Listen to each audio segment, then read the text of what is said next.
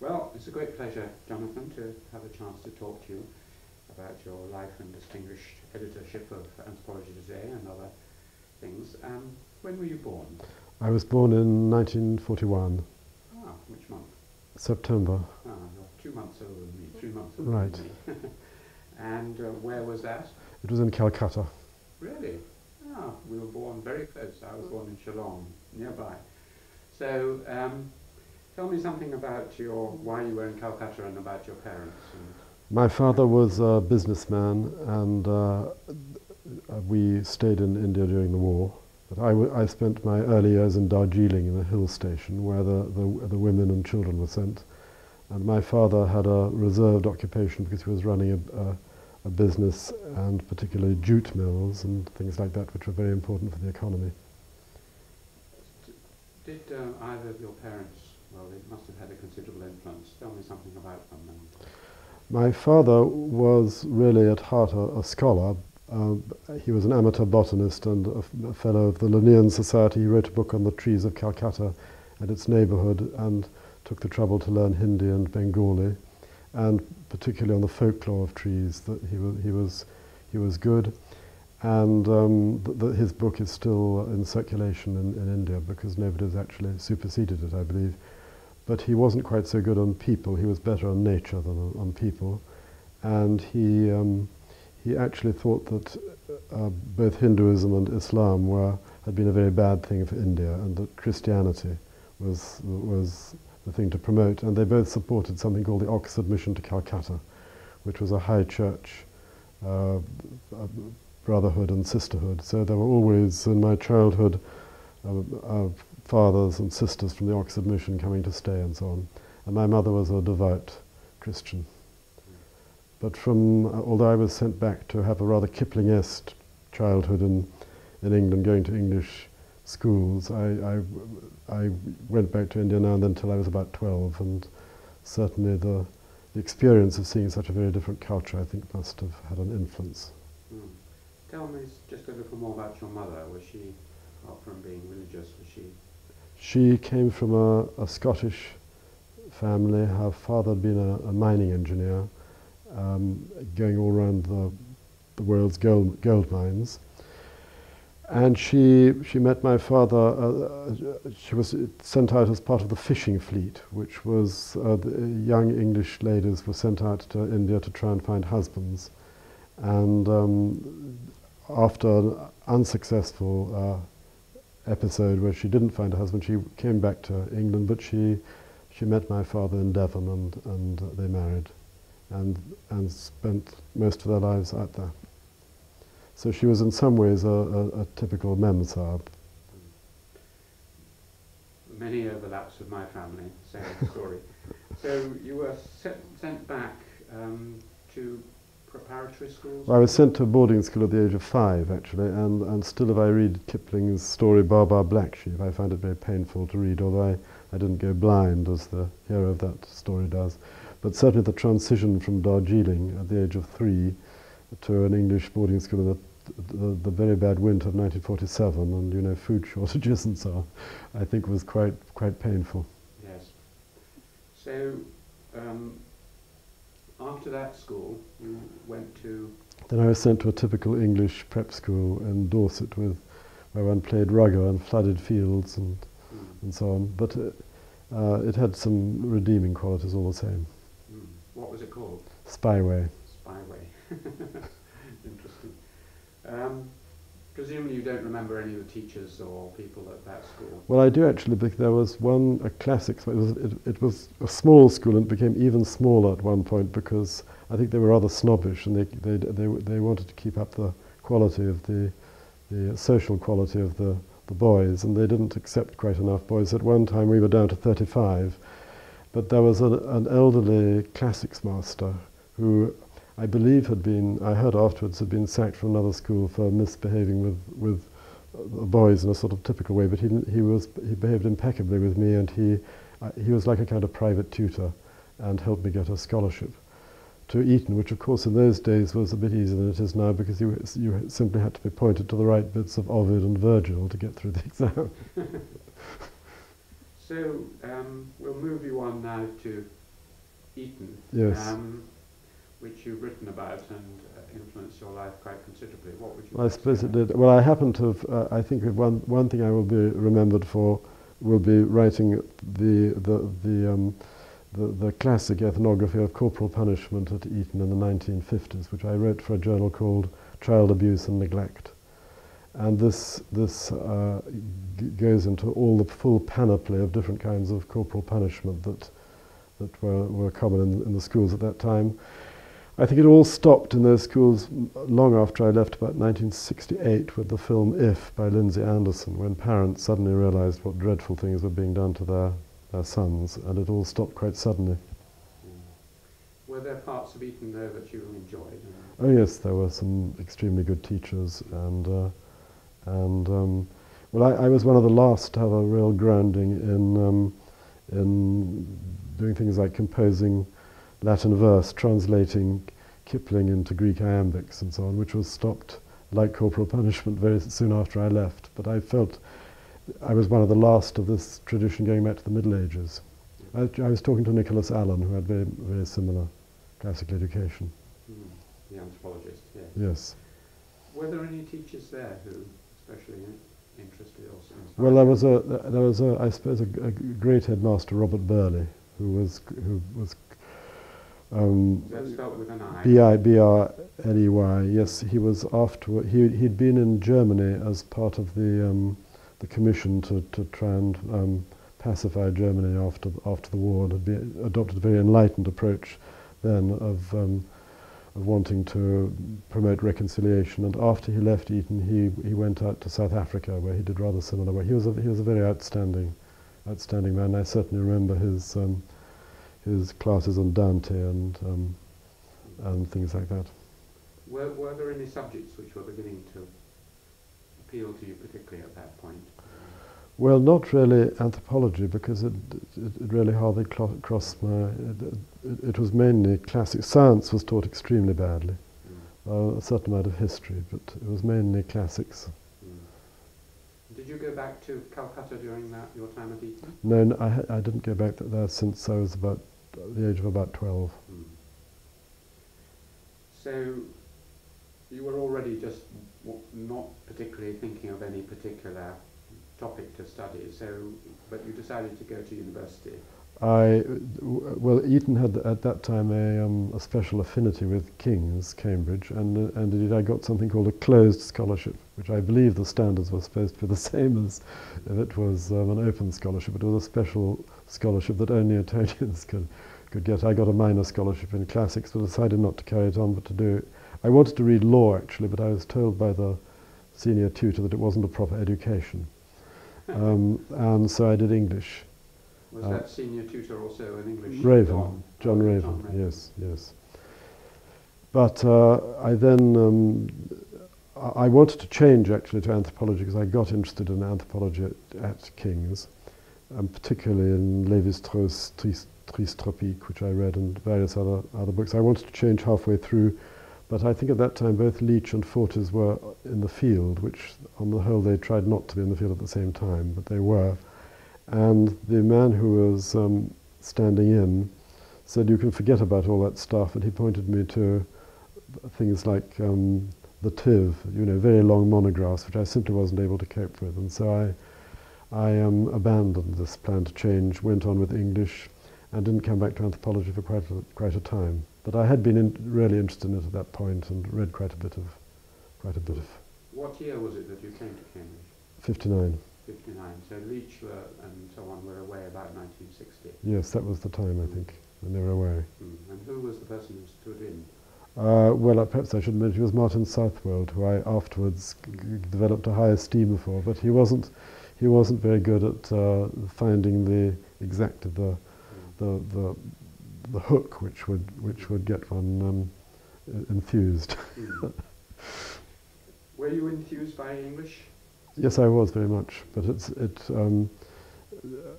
in fact, I was accepted for a college studentship to do a thesis, a doctoral thesis on right-wing tendencies among 20th century writers, particularly Eliot, Lawrence, Yeats, Pound, which actually a number of people wrote books about afterwards. but I abandoned it. I think I was told that it was dropped because it was refused by the faculty because I was a student of George Steiner, who was rather unpopular at that time. But that may be just a rationalization of it not being good enough. But I had some very interesting teachers like him and Raymond Williams. It was a very exciting time, actually. Tell me something about either of those two. Raymond Williams was, I must say, an absolutely brilliant lecturer, one of the best lecturers I've heard, I think. And I think a very inspiring man in many ways. George Steiner, in a totally different way, was a great person to be supervised by, though he was extremely strict compared with the average Cambridge supervisor. I mean, if one arrived 5 minutes late for supervision, one got a lecture. And but he said things that one remembers many years later, I must say. So you nearly did a PhD, but then you decided. Well, it was decided for me because the faculty turned it down. Now they said I could try again and rewrite, but I decided it wasn't really for me. And Steiner said that you had to be really good to make a career in English, and I might end up with a junior lectureship in Aberystwyth for life. And so I decided to drop out. What was King's like in those days? I mean, we've heard from Geoffrey Lloyd, who was around probably then at the same time. Was it a very lively and interesting college? Yes, it was.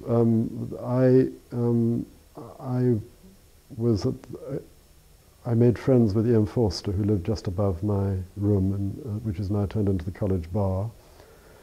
And it was it was just at the tail end of the Bloomsbury era, I think. There were people like Sir John Shepherd prowling around the cloisters, and Professor Pigou, and people like that. Yes, Joan Robinson. Well, what was Ian Forster like? He was extraordinarily kind and approachable man. I mean, you could go into his room at any time and ask him to come down for coffee, or very, very approachable, and loved young people. He was fantastic to have around. So, instead of going on to study right-wing tendencies, what did you do? Well, I was completely at sea at what to do because I hadn't made any real plans, and in those days there was no worry about unemployment or anything like that.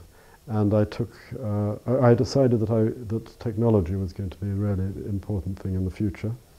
So I took a job first with a firm that did what was called programmed learning in those days, teaching machines, which has since blossomed into computer-assisted learning. In those days it was a very ropey kind of microfilm reader, and based on Skinnerian lines of operant conditioning and so on. But it was quite interesting for a short time. Then I took a job with IBM as a trainee systems engineer, and stuck it for 3 years. But in those days, computers were totally different. I mean, you had huge air-conditioned rooms with a computer capacity that would now fit into a laptop. And I stuck that for a time, and then I got a job for, I decided I didn't enjoy that. I got a job for a very short time in the City of London as an investment analyst. But I realized it wasn't really, neither things were really for me, but I got very interested in contemporary art, particularly what was fashionable at that time, high-tech art, using computers and holography. And I started working for the ICA, the Institute of Contemporary Arts in London, and I had a monthly column on art and technology in Studio International, which was a monthly art journal. At that time, a very lively art journal, and the ICA was a very lively place. But after doing that for some time, I was put in charge of some lecture series at the ICA, and made contact with Mary Douglas, who gave, I think, what is still regarded as a very influential lecture called Environments at Risk, in a lecture series on ecology.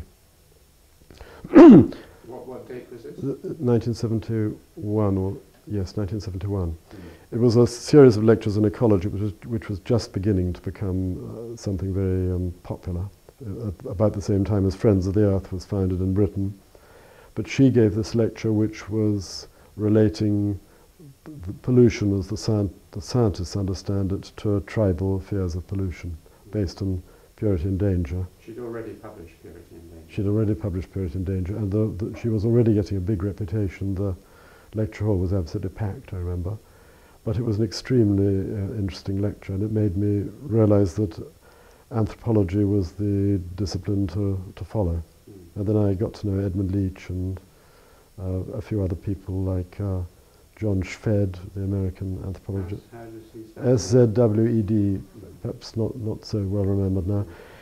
And I went on to to organize at the ICA a mixed media program called The Body as a Medium of Expression, with anthropologists and psychologists and philosophers talking about the body from an academic point of view, but a supporting program of activities on dance and fashion and encounter groups, you know, when people sort of form circles and tell each other how much they appreciate the thing that came from California, and all that sort of thing. But that ended up in a book, didn't it? It ended up in a book. But we did things like, there was a lecture, actually it was by this man John Schved, on race and the body. And this was, as a curtain raiser to this lecture, we had a short ballet choreographed by Richard Alston, who later became a very well-known choreographer, director of the Rumba, when a young dancer with no clothes on, a young male dancer was sort of gyrating in the stage, and there was a pot of blue paint where he put his hands and gradually smeared blue handprints all over his body. After which poor John Schved was expected to give an academic lecture on race and the body. It was a little bit hard on him. But that was the ICA in those days. It was quite a lively place. Were you secretary? Or? I was secretary, and I helped with the administration and some of the lectures. And I also organized a French program to mark the entry of Britain into the common market in March '73. And we had some anthropologists like Dan Sperber and also people like Barthes, Roland Barthes, and other people at that time, because there was great interest in London in French anthropology. So it was taking you back to your structuralist, your interest in structuralist. Yes, French a bit, I suppose, yes. So, I forgot to ask where the IBM work was. Was that in London as well? That was in London, yes. I mean, but I got very interested in the whole question of artificial intelligence and computing and this sort of thing, which I later thought I had rather exaggerated their importance from a philosophical point of view, though obviously the effect on society has been enormous. This sounds as if you were really fulfilled, so why did you stop working at the ICA? Because I thought the ICA was devoted mainly to avant-garde contemporary art, which I thought was a bit of a dead end. In fact, I still rather do. I think you have to go up a lot of blind alleys before you find anything very interesting there. And I got very interested in anthropology, and it so happened that the RAI was at its low point, and they wanted someone, they advertised for a director. At the first interview I went to, I was on the short list, but they appointed a retired colonial civil servant called Wing Commander Darling. Darling. Yes. But this was because a typical thing that happens with appointments committees, the committee couldn't agree between, I think, Peter Acker and Nicholas David, and so they chose a compromise candidate. Edmund Leach was absolutely furious and walked out in a storm, and they didn't take up the man's references. And afterwards, Jack Goody said that this was a man who'd quarrelled with every decent person in Ghana, and he was also an alcoholic. So he only lasted. I don't think so. He lasted for about 3 months. Okay. So he was actually appointed. He was appointed and lasted for about 3 months, and then they came to me and said, would I like to be considered again? And I said yes. So you were appointed. It was quite easy starting after someone who'd been such a disaster. This was 73? 74, yes. Yeah. And you but I didn't have any anthropological qualifications, so that was a little bit of a hurdle to start with. Yes. I mean, did you ever, this could come later, but did you ever do what anthropologists are supposed to do, which is to go and spend time, a lengthy period of time in some other culture? Not really, no. Short periods, but never proper field work. I think actually this may go back to my early schooling, that I suffer intensely from homesickness, and I don't think I could do the sort of field work that people do for a year or 18 months. I think I'd rather leave that to others. That's interesting. An interesting revelation. I mean, you might have been the case that having spent a very early period in India, you might have wanted to go back and. Yeah, I think thinking back on Calcutta, it was sort of golden years, I remember, but on the other hand, extremely racist, the whole attitude in Calcutta. I remember things like the swimming club, which was for Europeans only, yes. the Toleganj club, likewise, all these things. And I think I preferred it to remain a memory rather than go back to it. Though I'm sure India is probably the most interesting country ethnographically in the world, with all the complexities of culture and politics and so on. Did you remember the poverty of Calcutta? Very much, yes. I remember my father saying rather brutally when I asked a question about beggars, this was after independence, he said, well, they're independent now, they can look after their own beggars. And also in a car being driven by a driver and, little hands trying to get through the windscreen and him rolling it up. I mean, that was a very early memory. And one day I went off, when I was about 10, I suppose, I went out of the house for a walk by myself in the suburb of Alipur along a canal, and there was absolute hell raised by my father when I came back that the servants had allowed me to go out on my own. That nothing happened to you? Nothing happened. In fact, I remember it as an early sign of independence beginning to set in. My independence. To come back to anthropology today. Yes. Can you give a sort of overview of your time there, because it was quite a long period, and any major sort of. Well, it's.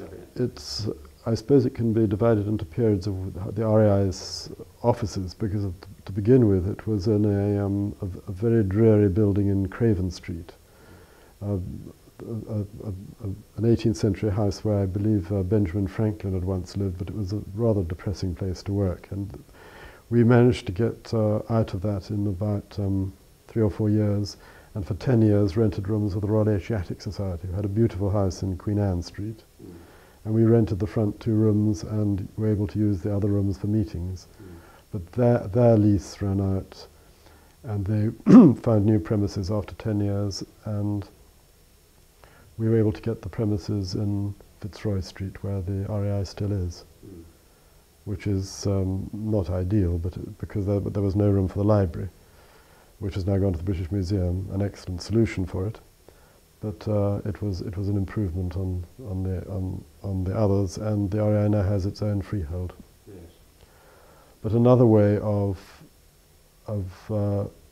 looking at it from the point of view of periods was the first 12 years, I think it was, of RAIN, the Royal Anthropological Institute News, which then managed to mature into Anthropology Today in 1986.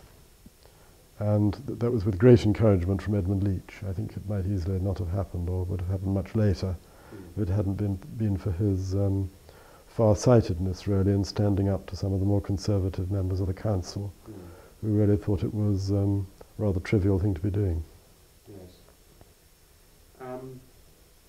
What about the theoretical framework of anthropology over that period? I mean, were there periods, did you sense large changes over that? Yes, I did. Actually, I wrote about this in the introduction to an anthology called The Best of Anthropology Today, of some of the the key changes. I think one of the biggest changes was what one could call the crisis of representation, because if one thinks of the changes that were made by people like Foucault, Edward Said, John Berger, making people think about representations and the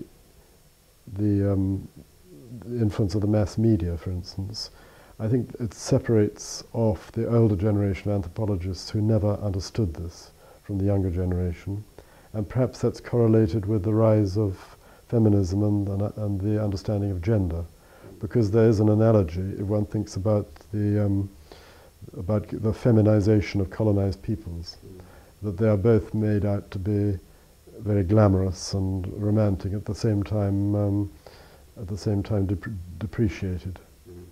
So I think there's an analogy between the rise of feminism and the understanding of representations. And if one takes a sort of dramatic example of this, it could be the confrontation between Edward Said and Ernest Gellner, because Edward Said wrote this book on culture and imperialism. The second of his. Yes, the second, which Gellner savaged in the Times Literary Supplement.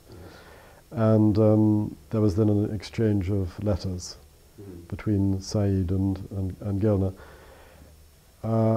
in which I intervened. I sent a short letter because Said accused Gellner of being anti-Muslim, which I said that I'd read almost everything that Gellner had written and I couldn't see any evidence for this at all. He was a rationalist as regards to with regard to religion in general, but certainly not anti-Muslim. And I said that Said ought to retract, because it was a very damaging thing to say about someone who was an expert on the Muslim world, and for that matter the president of the RAI. But he didn't, and although I'd got to know Edward Said a bit, our friendship was stopped at that point, because he wasn't somebody who was able to take criticism, whereas Ernest, I think, was the kind of man who you could disagree with quite vehemently, and he didn't mind at all. Yeah, that's right. Since you mentioned those two characters, and they're both very eminent, is there anything more about their characters apart from their ability to take criticism, particularly Ernest, because there's an interview with Well, he was another thing he was completely blind to was the feminist movement. I remember an occasion at the AAA when he gave a lecture on, I think it was organized by Adam Cooper. It was really to celebrate the publication of his book, Plough, Sword and Book. And there was on the panel there was an American feminist anthropologist called Peggy Sanday. And in the audience, just in front of me, was a woman who'd just given a lecture, just given a paper on her experience of being raped, which we published in Anthropology Today. And she went on, I think, to become a lecturer in rape studies, which had become a sort of sub-discipline in America. Anyway, it was an articulate, intelligent, and very direct and uncensored description of what it was like being raped. And Ernest Gellner got into a confrontation with Peggy Sanday on the panel, after which she said, "Why do you leave women out of your story completely?" And he said, "I like women, but they're not important in the field that interests me," at which this woman in front of me walked out very dramatically. And I went up to him afterwards and remonstrated with him slightly about this, but he just shrugged his shoulders and said, I'm not an expert in sexual abuse, why should I be? It's got nothing to do with my studies." He just didn't understand the sensitivities of women anthropologists. But you liked Ernest? Oh, very much indeed, yes. I thought he was a most wonderful man. And a great thinker? Well, he was very good at. He was certainly. I think he will certainly be remembered for setting out various agendas and so on. He wasn't very strong on detail, perhaps, and he had this sort of sledgehammer approach to linguistic subtleties. Was he one of these two particularly concerned with Islam, as you mentioned, and a lot Yes. of your current work is to do with Islam? Yes, I got interested in Islam really by him and Akbar Ahmed, though I think he's become too much of an apologist for Islam and not really an anthropologist very much anymore, but he got me very interested in this, and a few other people like Hastings Donnan. Yes. I mean, was it just an intellectual interest, or? Well, I think I was alerted by them before the general public was aware how extremely important relations between Islam and the West were and were going to be. What particularly interests you about it? Is it the practical side or the theoretical side? The practical side of how to reconcile Christianity and... I think what interested me particularly from an intellectual point of view is that Islam is an alternative universalism. It's not it sometimes presents itself as a cultural minority in this country. Yes. But in fact it is a universalizing movement, very, very similar in some ways to Christianity in that it is very expansionist and messianic in a way. And I think one can see this in Africa, where whatever is happening in the rest of the world, many countries in Africa are becoming a theatre for the clash of civilizations, with missionary groups on both sides, trying to convert people in the middle parts of Africa. This was really Ernest's view too, that it was a total system. He was attracted by total alternatives to Western systems. He actually wrote quite sympathetically about Imam Khomeini at one point, I think, saying that he respected this man's intellectual integrity, his refusal to compromise. I think he'd have also approved of Ratzinger, actually, Ernest. He liked at least to consider these total systems. And communism too. Yes. As well. I mean, you work now on Islamic charities, and you've written a book about them. Yes, I've co-written a book about them. How does this relate to your general interest in Islam? Well, I've also been, ever since my early days in the RAI, I got interested in the application of anthropology to development. People like Lucy Mayer actually had a great influence on me. She was quite an alarming person to work with in many ways, because she was she didn't pull her punches in any way.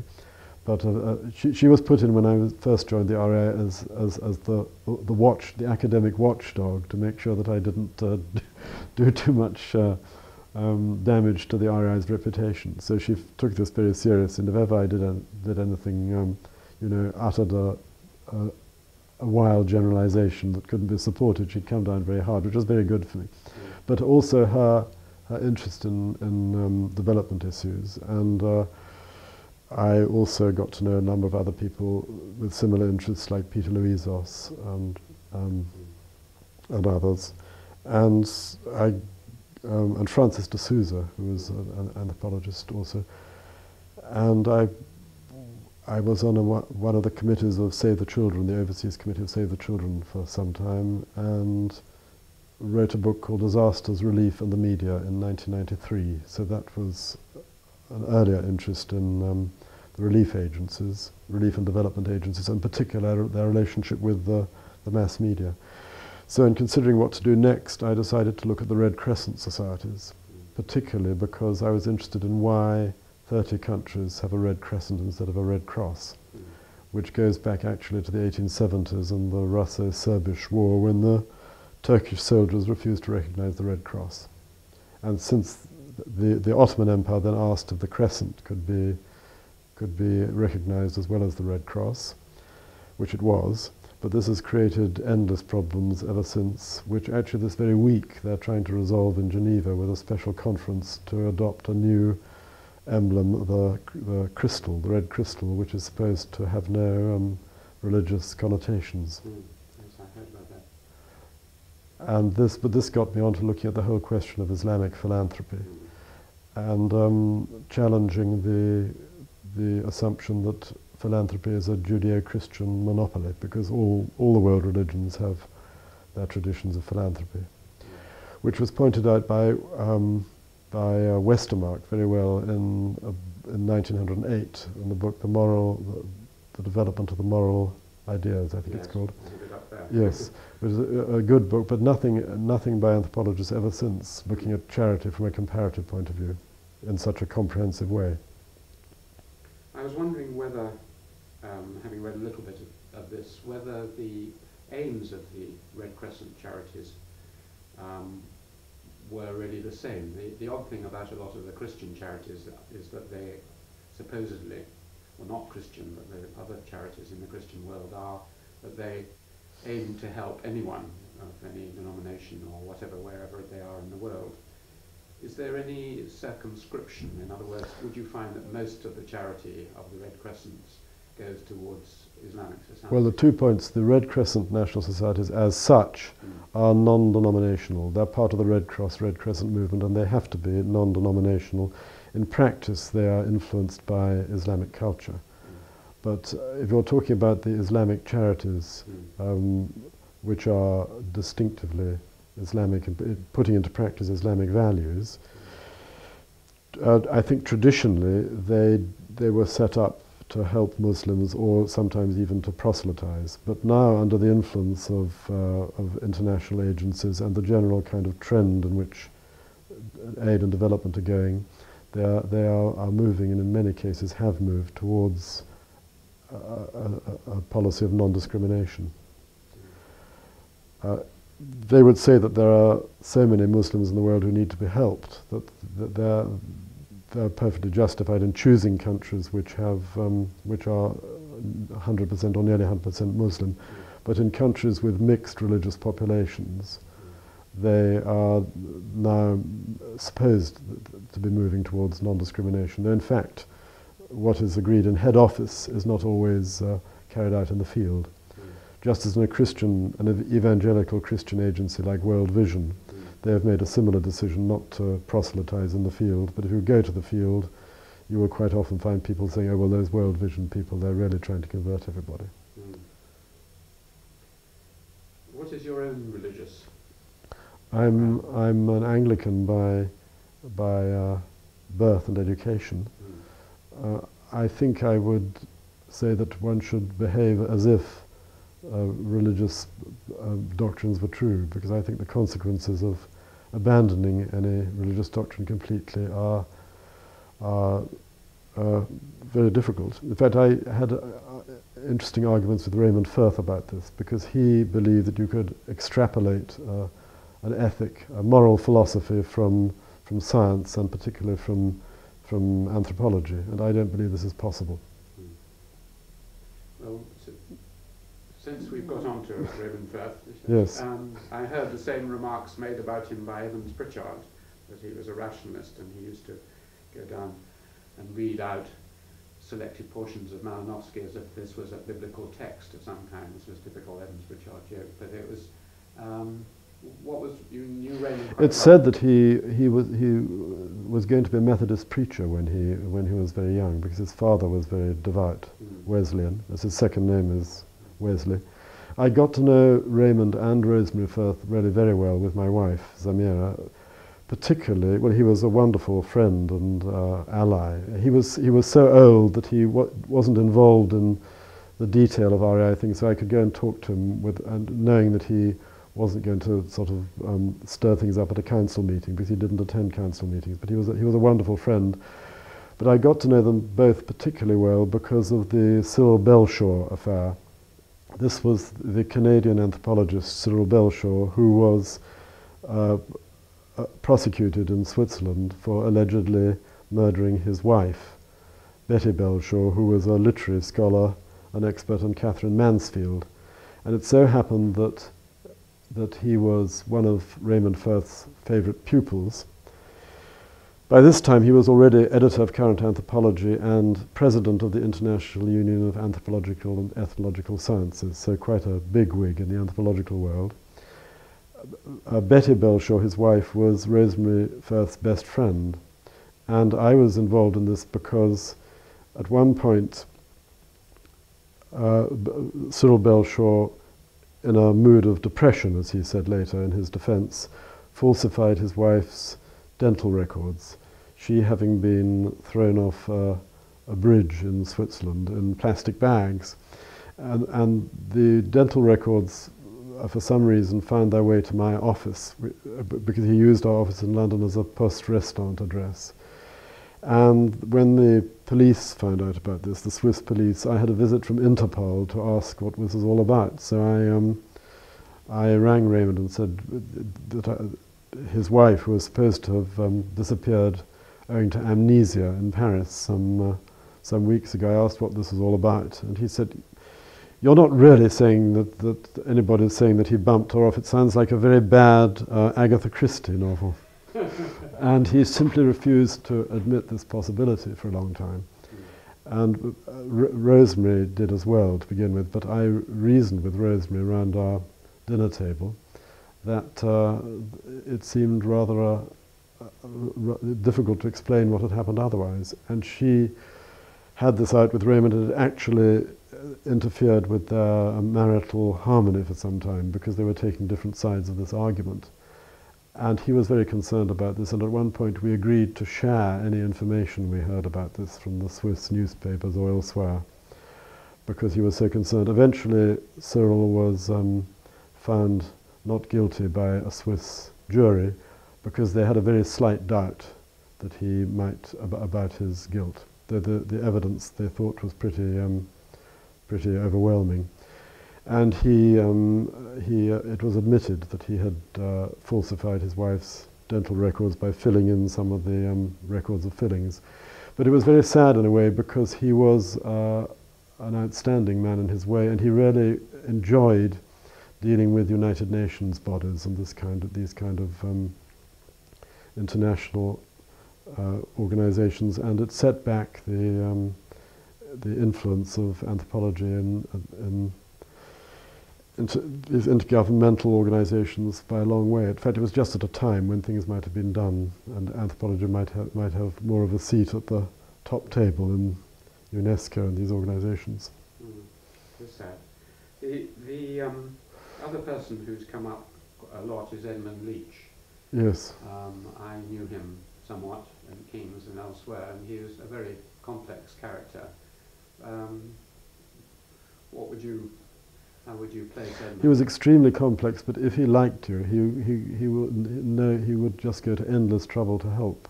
He was absolutely wonderful as a friend and supporter, and he really understood the need to try and get anthropology out of its narrow circles and try and get the message across better.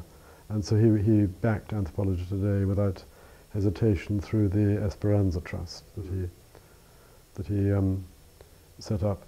I thought it was interesting that he and Mary Douglas got on so badly, because in fact, looking back, I think historians of anthropology will find a lot of commonalities between their ideas. Perhaps that's why they did get I think so, because this idea of categorical anomaly, which was fundamental, I think, to both their theories of anthropology, but it was also a gendered matter, because he had a very, it could be rather bullying at times, and she indeed has, because she's still very much alive and working, has this rather kind of demure manner, which sheathes of what can be quite a fierce, pugnacious personality. But her still small voice at a meeting, and Edmund's bellowing roar was obviously they didn't match very well. Yes, I mean, intellectually, did you feel that one was won most of the battles, or were they equal opponents? I think I really wouldn't like to say about that. I think the work on the Bible that Mary Douglas has done in her retirement, people say that this is a major contribution to biblical studies, her study of the circular structure in the Book of Numbers and so on. And I think she's survived in a very, very active retirement. And instead of dabbling with a lot of different things, she could have become a major public intellectual, I think. She was at one time moving in that direction of commenting on all sorts of different things. But she seems to have given that up to concentrate on her study of the Bible, and it's really paid off. And so I think she'll always be remembered for that.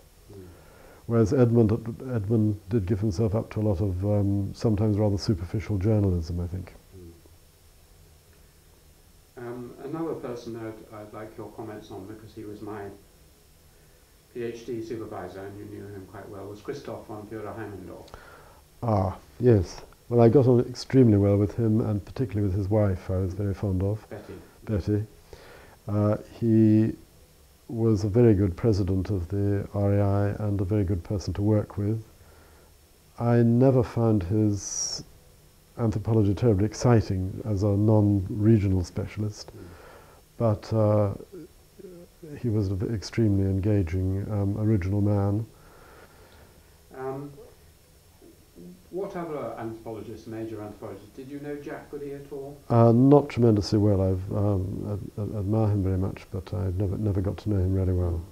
Are there any others who you feel had a big influence while you were? Well, just to take a few names at random, Julian Pitt Rivers, I had a great regard for. Yes. And always got on with him very well. I always thought he was a bit of a kind of odd man out, because he didn't really fit in. Was he an old Etonian as well? He was actually, yes. But his father was, of course, a notorious fascist sympathizer. Yes. He really hated his father. I actually wrote the obituary on him for the article on him for the New Dictionary of National Biography. So I've gone into his career quite closely. I think he was an extremely interesting figure with his very original work as one of the first major studies of a European society in an anthropological context. And then his work on the bullfight is fascinating. So he was another great figure. Did you know Meyer Fortes at all? Not very well, but fairly well. John Blacking was another. He died unfortunately far too young, but he was a very fine anthropologist, and I liked his ideas on music very much. Well, you've obviously been interested in arts and the arts. So I'm sorry not to have done more when I was director of the RAI on music, but there just wasn't the public in this country. There were very few people interested in it. I think it's now ethnomusicology is now beginning to blossom a little bit more. What about painting? I mean, people like Alfie Gell and... I find his work on technology and magic very interesting now, particularly the idea that what was categorized as sorcery and magic in traditional societies reappears in our societies as public relations and mind control through advertising. I think it's a very interesting idea. And the idea of magic as being getting a free lunch. I think this can be adapted to all sorts of modern situations. And Anthony Forge, did you know? Hardly. No, he was another art person. You were obviously admired the French anthropologists. Did you get to know any of them? Actually, I was very pleased because the very first or second issue of Rain, when it came out, which was just 8 pages, rather badly printed in 1974, 2 of the first letters I got congratulating me on this were, one was from Lévi-Strauss and another from Georges-Henri Rivière, the great French museologist. And they both said this is absolutely what we need. So that really encouraged me, because I had to put up with quite a lot of flack from British anthropologists who said, what's all this about, etc. And what about the Americans? Were there any Americans you got to know well? Apart from George Appel, who you might like to say something about? Yes. Burton Benedict I got to know pretty well. And so many in sort of, but never quite as well as the British ones. And George Appel, George Appel, I must say, is strikes me as the ideal anthropological donor. Having tried a lot of fundraising for the RAI, the only really successful fundraising came from anthropologists, because Edmund Leach, of course, going back to the Seligmans, who were early benefactors of the RAI. Then there was Edmund Leach with the Esperanza Trust, which was extremely important. Then William Fagg, who I also got to know well, but he left his whole estate to fund for what was the RAI Library and associated activities.